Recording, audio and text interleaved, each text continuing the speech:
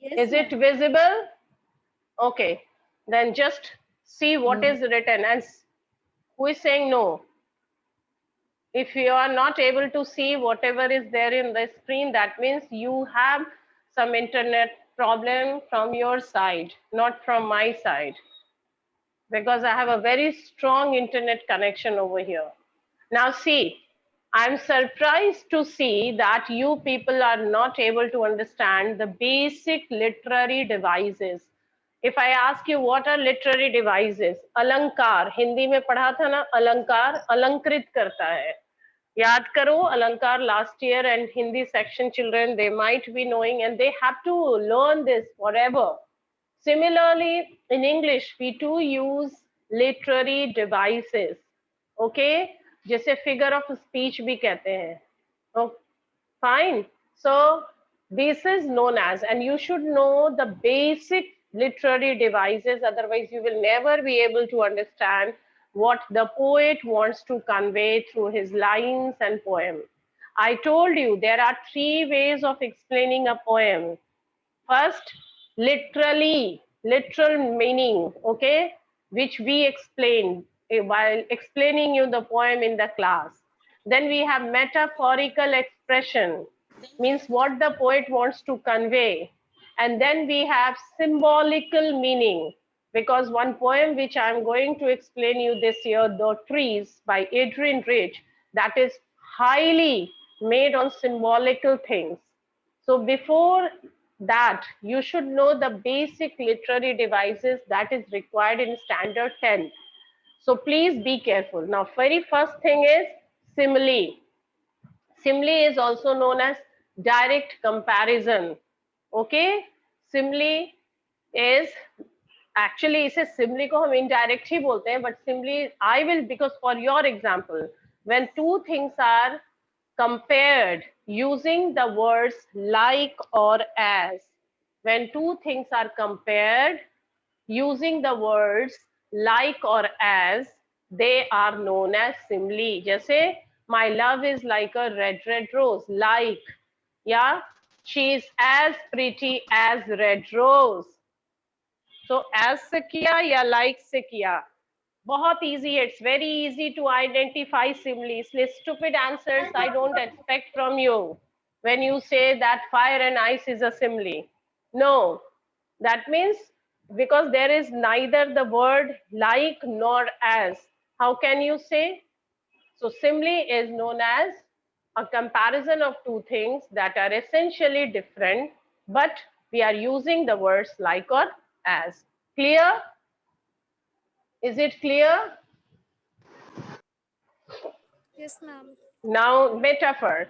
Now, metaphor is what? Indirect comparison, a subtle comparison. Okay? See, metaphor, where again two things are compared, but we are not using, ऐसे बस simply समझ लो, we are not using words as or like. We are not using words as or like. Like when we say all the world's stage, all the world is being compared to stage. Okay, so that is metaphor. She is red rose. We can also say red rose is the symbolism or epitome of beauty. So we can also say that she is red rose, means she is as pretty as red rose. जहां हमने एक use कर दिया she is as pretty as red rose, that is simile. She is like a red rose, that is simile. But if we say she is red rose, that means metaphor, indirect comparison. Okay, so this is known as metaphor, but both are used for comparing things, simile and metaphor. Extended metaphor अभी नहीं बताऊंगी आप लोगों को, because that is not personification. Figurative language in which non-human things are abstractions are represented as having human qualities. Yes, when we are using any inanimate object, any non-living thing as, and you are, we are saying something as we are talking to a person, that is known as personification. Like if I say that my table is, if I have piled up a set of copies on my table, I can also say my table is tired. He is crying because of the weight of the tons of copies on it. So personification we can use anywhere, any place. We can also say angry clouds, raising wind. Okay, they all are. Necessity is the mother of all invention. Necessity को क्या कहता है? Personify कर दिया गया. So basically, whatever any object, you can also say, oh, my phone is not well nowadays because we are using it excessively. अब जैसे personify use किया, instead of using it, we can also use he or she for that object. Why? Because that object has human qualities in it. Once we have personified a non-living thing, we can use he or she for that object. Got it? ये समझ रहे हो बात? समझ रहे हो ना? Once you have made it human quality, हाँ. So if you are using, जैसे एक example ले लो पेन का. My pen is my pen is tired because, तो अब my pen, वैसे तो हम पेन के लिए यूज करेंगे, it is made of plastic, pen is very important, whatever a useful device for writing. But once you have personified it, you can use he for pen. Oh, my pen is tired. He is not feeling well because I have been using him for last 3 hours continuously. समझ गए? तो personification. अब यहाँ पे एक छोटा सा है, although I did not, hyperbole, जिसे तुम लोग कहते थे हिंदी में अतिशयोक्ति अलंकार, exaggeration. कोई भी चीज को exaggerate करके बोलना, बढ़ा चढ़ा के बोलना. I have been waiting for you for ages. मैं सदियों से, फिल्म के गानों में नहीं सुनते हो, मैं सदियों से तुम्हारा इंतजार कर रहा हूँ. सदियों से? Is it possible for a person to remain alive for सदियों से? No, but what we are doing? We are actually exaggerating. Exaggerate कर रहे हैं, बढ़ा चढ़ा के बोलते हैं. नहीं, तो that is known as hyperbole, an intentional and extreme exaggeration for emphasis or effect. जैसे यहाँ बोला, this book's weighs a ton. Okay, बहुत भारी, टन, एक टन का बुक तो होगा नहीं, but yeah, we say my book is weighing a ton. I have been waiting since ages. या फिर anything like that, that I will literally die. So these are the basic things which we use hyperbole. Fine. Idiom छोड़ देती हूँ, मैं आ जाती हूँ. Repetition. Repetition is when we are repeating the things, okay, in the same line. Just said he must stand and stand to see the things. So when we are using the same word again and again in the line, that is known as repetition. When an author is repeating a word, phrase, sentence, a stanza. See, there is a very funny poem. There is which I would like to read it for you. If you have to dry the dishes, oh, nowadays we all have to remain indoors during this lockdown, and sometimes we cannot take the help of domestic help.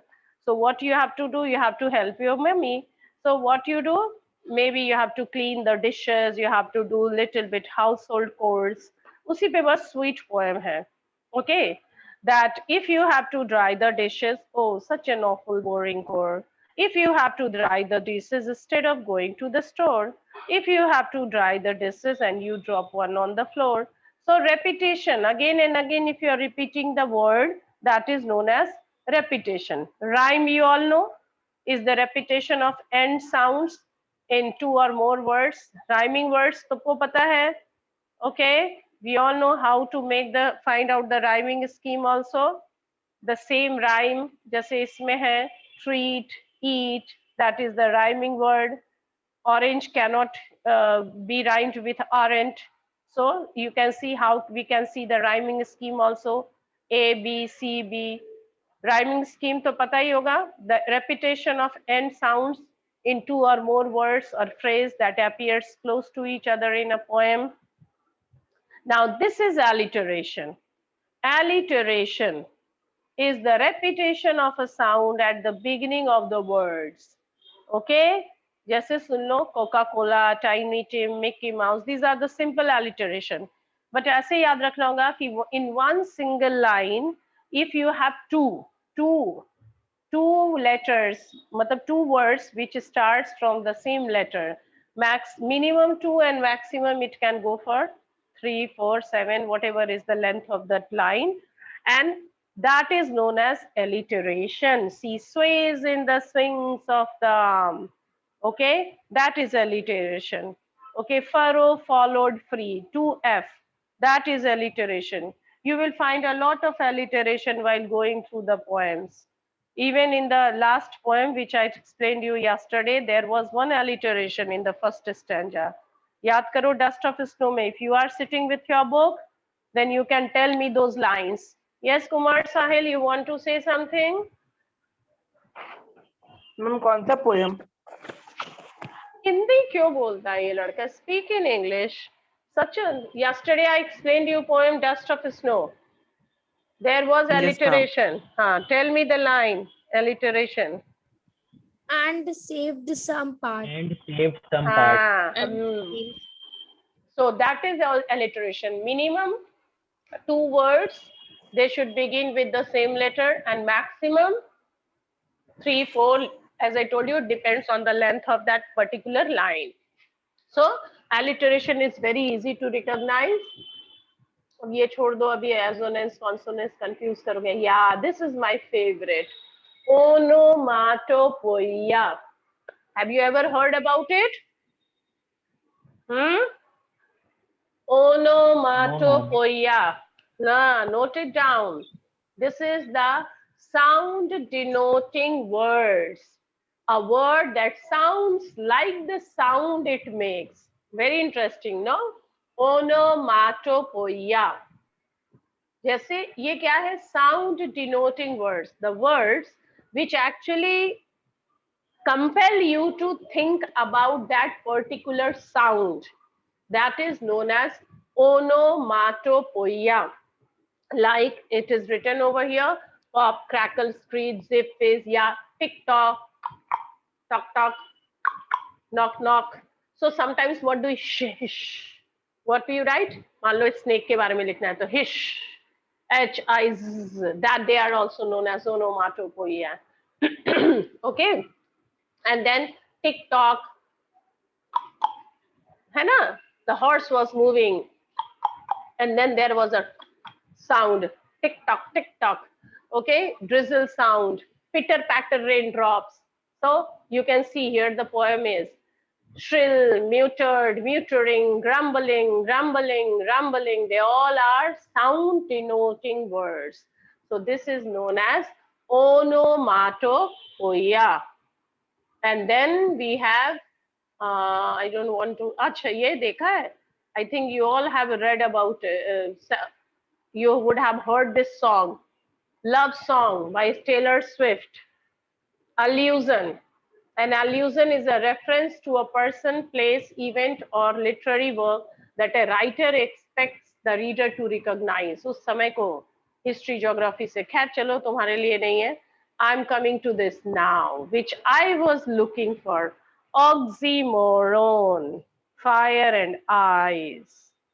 See, when two contradictory ideas put together, two opposite ideas paired together, that is known as oxymoron. An oxymoron is a figure of speech in which opposites are paired for creating a different effect. So two contradictory ideas put together.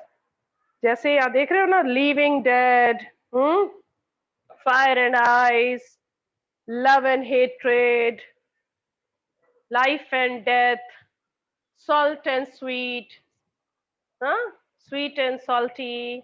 These are the two contradictory words, opposite words, like fire and ice. So they are known as oxymoron. Got it? यही हुआ oxymoron. समझ आ रहा है तुम्हें? Got it? Two. Yes, Am I ma'am. audible? The screen visible? Yes, ma'am. Very good.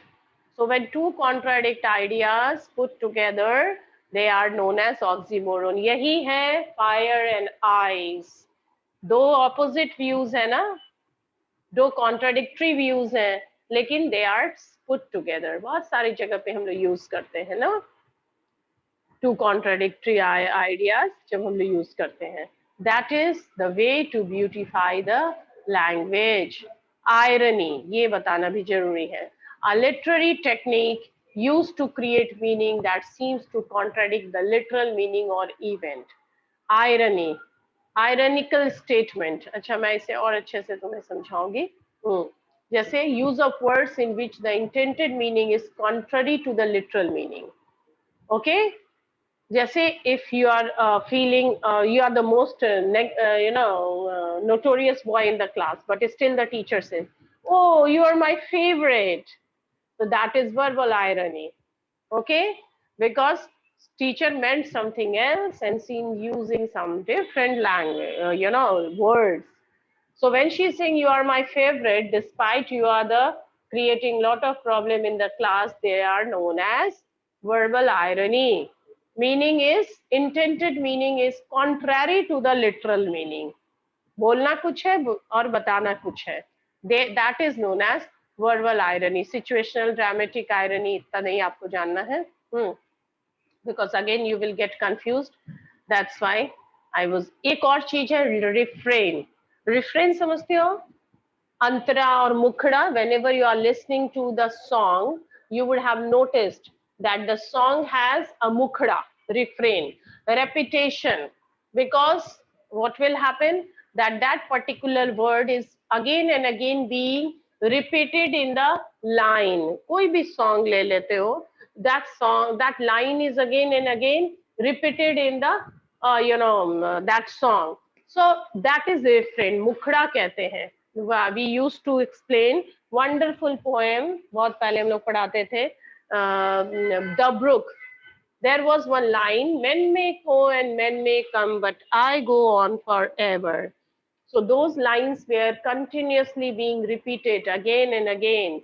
And that is why we say, men may come and men may go. Similarly, when you are listening to a Hindi song, koi bhi famous Hindi song ko le lo, you will see that the mukhra, the starting words is repeated in the song 3 times, 4 times, 5 times. That is known as refrain. A phrase or verse reoccurring at intervals in a song or poem, especially at the end of each stanza. That is known as refrain. Beatles का आपने सुना होगा तो all you need is love, love is all you need. So that is the rhythm. पता ही होगा, the beat created by the sounds of the words in a poem. Okay, that is very important. Stanza is a group of related words in a poem. ये भी आपको पता ही है, so I don't need to explain you anything. ये नहीं बता सकते. Tone, mood, ये सब तो पता है. When you are going through a poem, you are also. So I think these are the basic, parts of speeches which you require to know. Now, how many of you have known? Let me repeat. Those are important to know. Simile, metaphor, personification, alliteration, hyperbole, repetition, refrain, oxymoron, onomatopoeia. So these are, and then rhythm, irony. Now all these figure of speech, is it clear to all of you? Yes, ma'am. Genuinely? Very, who said yes, ma'am? Ashirya? Because without these literary devices, you will never be able to understand what the poet genuinely wants to convey through his lines and poem. And the standard 10th poem is actually not as easy as the standard 9th poem. Okay, so you have to be careful.